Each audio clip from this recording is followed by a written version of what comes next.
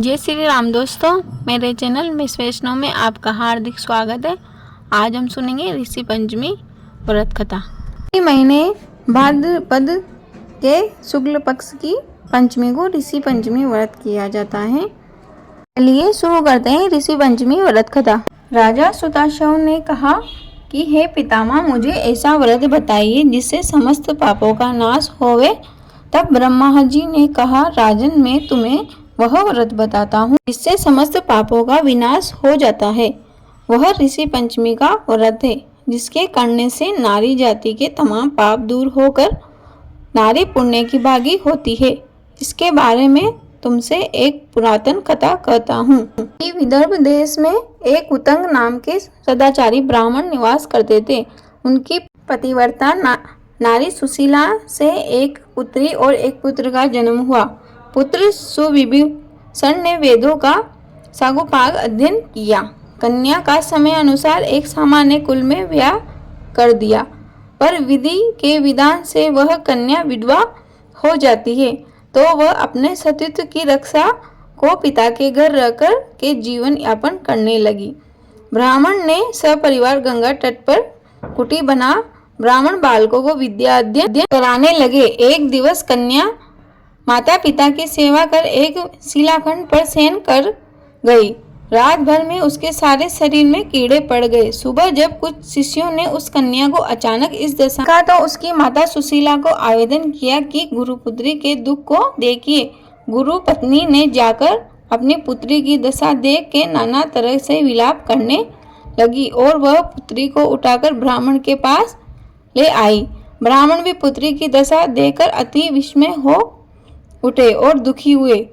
तब ब्राह्मणी ने हाथ जोड़कर कहा, महाराज, क्या कारण है कि इस पुत्री के सारे शरीर में कीड़े पड़ गए हैं? तब महाराज ने ध्यान करके देखा तो पता चला कि यह पुत्री 7 जन्म पहले भी ब्राह्मणी थी। तो एक दिन राजस्वला होते हुए भी इसने घर के तमाम बर्तन भोजन सामग्री छू ली और ऋषि पंचमी व्रत को भी अनादर से देखा।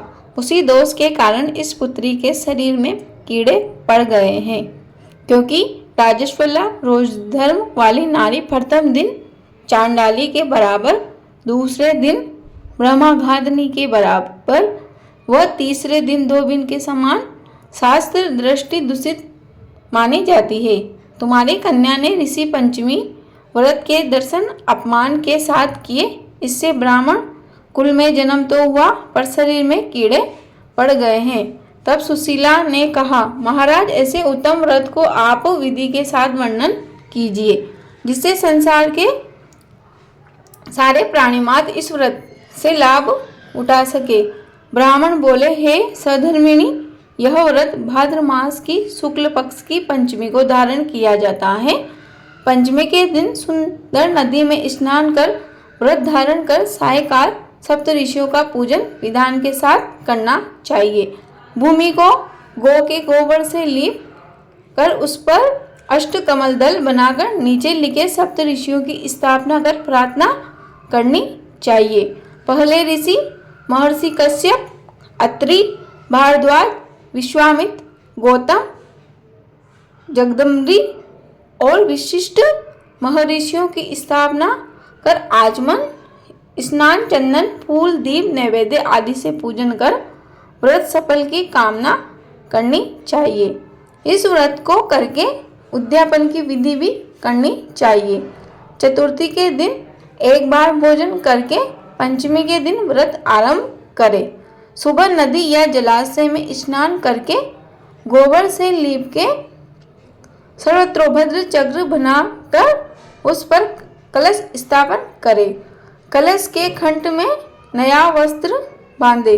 पूजा सामग्री एकत्र कर अष्ट कमल दल पर सप्त ऋषियों की स्वर्ण प्रतिमा स्थापित करें। फिर पूजन कर रात्रि में पुराण का श्रवण करें। फिर सुबह ब्राह्मण को भोजन कराकर दक्षिणा देकर संतुष्ट करें। इस प्रकार इस व्रत का उद्यापन करने से नारी सुंदर स्वरूप लावण्य को प्राप्त होकर सौभाग्यवती होकर धन पुत्र से संतुष्ट हो अजय उत्तम गति को प्राप्त होती है। दूसरी कथा भविष्य पुराण में इस प्रकार आती है कि एक बार महाराज कृष्ण ने महाराज युधिष्ठिर से कहा कि वह कौन सी पंचमी है जिसके करने से नारी जाति दोषों से मुक्त हो करके महान पुण्य को प्राप्त होती है। आप मुझे संक्षेप में श्रवण कराइए। भगवान कृष्ण जी ने कहा, राजन, भाद्रपद शुक्ल पक्ष की पंचमी को ऋषि का व्रत रहने से राजस्वला से मुक्ति होती है, क्योंकि जब इंद्र ने वृत्रासुर को मारा था तब ब्रह्म हत्या का एक भाग नारी के रज में, दूसरा नदी के फेन में, तीसरा भाग पर्वतों में, चौथा भाग अग्नि के प्रथम ज्वाला में विभक्त किया गया था। इससे हर वर्ण जाति की नारी को राजस्वला होने पर प्रथम दिन चांडाली, दूसरे दिन ब्रह्मघातिनी, तीसरे दिन 2 दिन के मापिक दोषी होती है। इससे उस दिन प्रति वस्तु छूने से अपवित्र होकर दोष लगता है। इस ऋषि पंचमी व्रत के करने से वह दोष मुक्त होकर नारी पवित्रता को प्राप्त होती है। हे राजन, विदर्भ देश में एक सेन जनित नाम का एक राजा था और उसी राज्य में एक सुमित्र नाम का ब्राह्मण था। उसकी जयश्री नाम की पत्नी इसी कार्य करती हुई राजस्वला धर्म को प्राप्त हो गई। वह समय अनुसार भोजन प्रति वस्तु छूती रही। इस प्रकार समय पाकर दोनों पति पत्नी मृत्यु हो गई। मरने पर ब्राह्मणी को कुतिया का जन्म हुआ और ब्राह्मण को बेल का जन्म लेना पड़ा, पर इन दोनों को अपने तप के प्रभाव से पूर्व जन्म की बातों का स्मरण रहा और यह दोनों प्राणी अपने ही पुत्र के घर पलित हुए। एक दिन पितृपक्ष में ब्राह्मण कुमार ने अपने पिता की श्राद्ध तिथि में विधि के साथ ब्राह्मण भोज रखा और अपनी पत्नी को स्वादिष्ट पकवान बनवाने की आज्ञा दी। इधर ब्राह्मण पतेहु ने विधिवत पकवान, खीर आदि बनाकर तैयार की। भाग्यवश एक सर्प ने उस खीर में जहर उगल दिया। यह हाल ब्राह्मणी कुतिया बनी देख रही थी, तो उसने सोचा कि अगर ब्राह्मण यह खीर खाएंगे तो मृत्यु को प्राप्त हो जाएंगे। इससे मेरे पुत्र को ब्रह्म हत्या का भारी पाप लगेगा।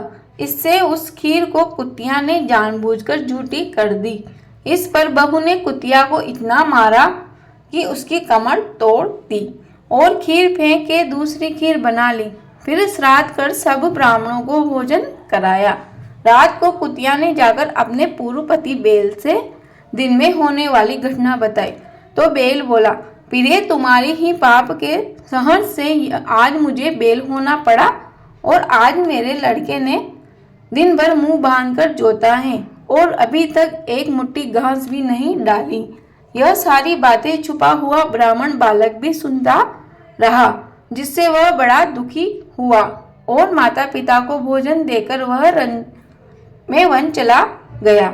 उधर ऋषियों को उसने दंडवत प्रणाम करके पूछा, महाराज, मेरे माता पिता कुतिया व बेल योनि में हैं, वह किस प्रकार इस योनि से छुटकारा पा सकेंगे? इस पर ऋषियों ने बताया, तुम्हारे माता पिता ने रजोधर्म दोष से कुतिया और बेल का जन्म पाया है। इससे तुम घर जाकर के विधि से उत्तम ऋषि पंचमी को करके उसका फल अपने माता पिता को समर्पण करो, जिससे वह इस योनि से मुक्त होकर स्वर्ग प्राप्त करेंगे। मुनियों से विधि सुनकर ब्राह्मण पुत्र ने घर आकर विधि के साथ संवत सहित भाद्रपद शुक्ल पंचमी को ऋषि पंचमी का व्रत किया और श्रद्धा से उस व्रत का फल अपने माता पिता को समर्पित किया, जिसके प्रभाव से वह इस क्रूर योनि से छूटकर दिव्य देव विमान पर आरूढ़ हो स्वर्ग को प्राप्त हुए। हे राजन, जो नारी इस व्रत को विधि के साथ करती है, श्रद्धा से सप्त ऋषियों का पूजन करती है, वह नारी भयंकर रजस्वला दोष से छूटकर शीघ्र ही धन, पुत्र, पौत्र आदि के सौभाग्य रूप को पाती है। इस व्रत को करना नारी जाति का मुख्य कर्तव्य है। इससे तन, मन आदि के दोष से मुक्त होते हैं। जो फल तीर्थों को करने, दूसरे व्रतों को करने आदि से प्राप्त होता है, वे फल इस व्रत के अनायास नारी जाति को मिलते हैं। ये युधिष्ठिर महाराज, इस व्रत का ऐसा महत्व है। बोलो ऋषि भगवान की जय। ऋषि पंचमी की कथा नहीं समाप्त होती है। दोस्तों अगर आपको मेरी वीडियो पसंद आई हो तो प्लीज़ वीडियो को लाइक शेयर कर देना और अच्छे कमेंट भी कर देना। और मेरे चैनल मिस वैष्णव पर नए हो तो प्लीज़ चैनल को सब्सक्राइब कर देना। आपके एक सब्सक्राइब से आप मेरी यूट्यूब फैमिली का सदस्य बन जाते हो और मुझे भी प्रोत्साहन मिलता है। धन्यवाद।